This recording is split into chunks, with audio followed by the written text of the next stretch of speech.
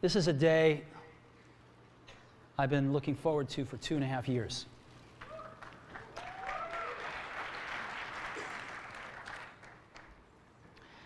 Every once in a while, a revolutionary product comes along that changes everything. And Apple has been, well, first of all, one's very fortunate if you get to work on just one of these in your career. Apple's been very fortunate. It's been able to introduce a few of these into the world. In 1984, we introduced the Macintosh. It didn't just change Apple, it changed the whole computer industry.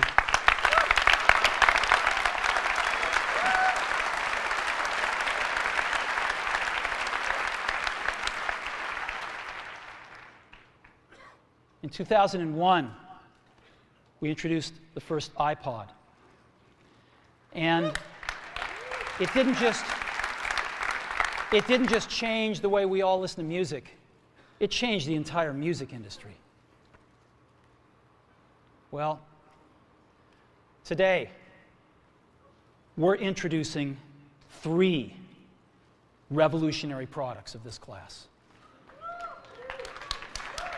The first one is a widescreen iPod with touch controls.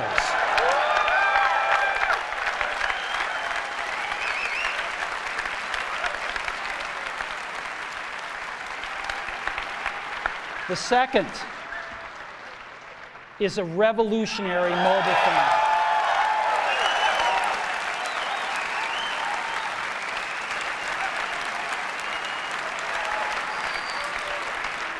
And the third is a breakthrough internet communications device. So, 3 things: a widescreen iPod with touch controls, a revolutionary mobile phone, and a breakthrough internet communications device. An iPod, a phone, and an internet communicator. An iPod, a phone. Are you getting it? These are not 3 separate devices. This is one device. And we are calling it iPhone. Today, Apple is going to reinvent the phone. And here it is.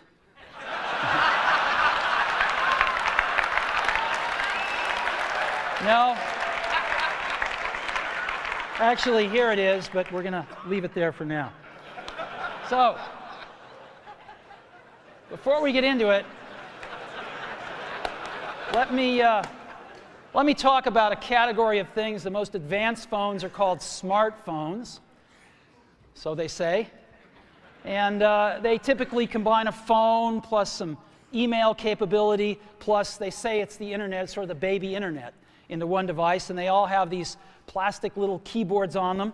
The problem is that they're not so smart, and they're not so easy to use. So if you kind of make a Business School 101 graph of the smart axis and the easy to use axis, phones, regular cell phones are kind of right there. They're not so smart, and they're not so easy to use.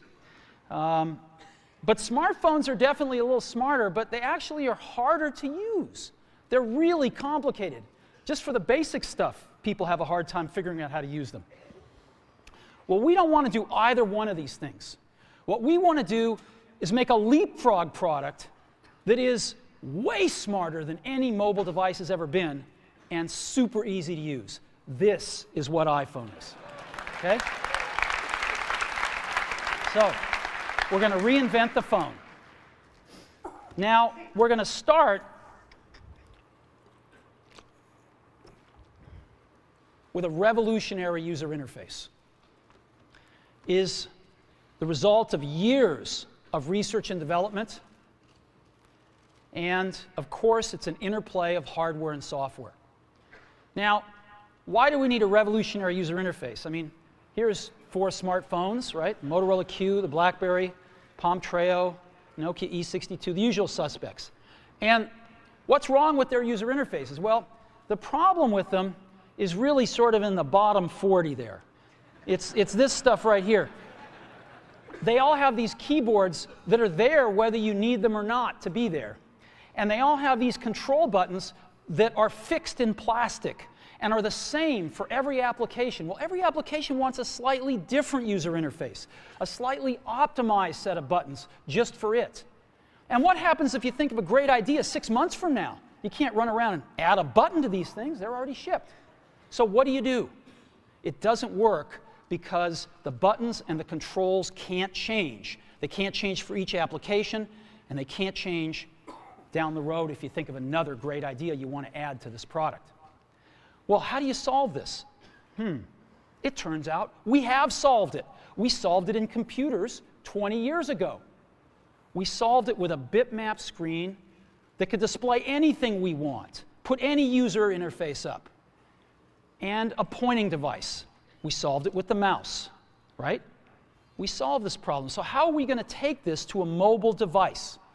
Well, what we're going to do is get rid of all these buttons and just make a giant screen. A giant screen. Now, how are we going to communicate this? We don't want to carry around a mouse, right? So what are we going to do? Oh, a stylus, right? We're going to use a stylus. No. No. Who wants a stylus? You have to get them and put them away and you lose them. Yuck. Nobody wants a stylus. So let's not use a stylus. We're going to use the best pointing device in the world. We're going to use a pointing device that we're all born with. We're born with 10 of them. We're going to use our fingers. We're going to touch this with our fingers. And we have invented a new technology called multi-touch, which is phenomenal. It works like magic. You don't need a stylus. It's far more accurate than any touch display that's ever been shipped. It ignores unintended touches. It's super smart. You can do multi-finger gestures on it. And boy, have we patented it.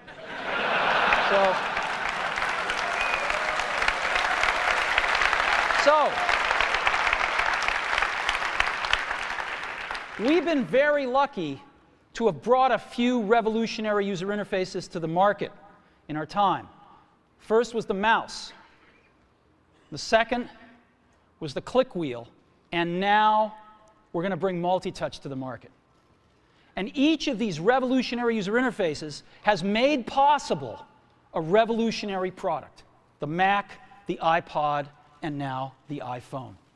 So, a revolutionary user interface. We're going to build on top of that with software. Now, software on mobile phones is like baby software.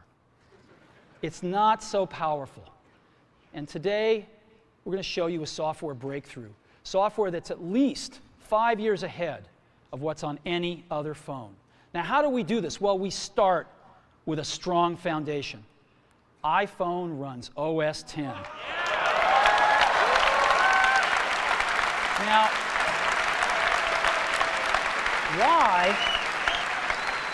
why would we want to run such a sophisticated operating system on a mobile device? Well, because it's got everything we need.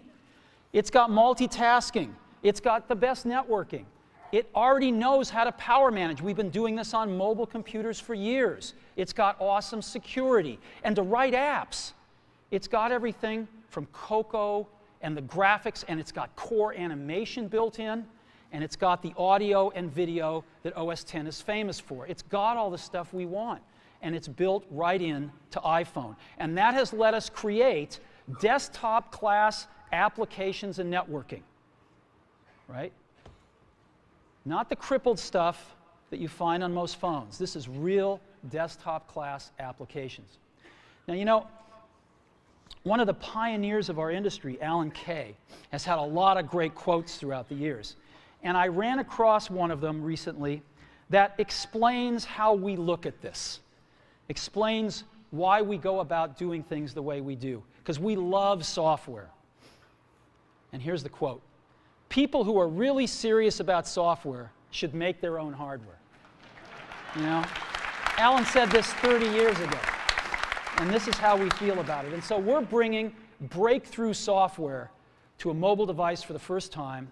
It's 5 years ahead of anything on any other phone.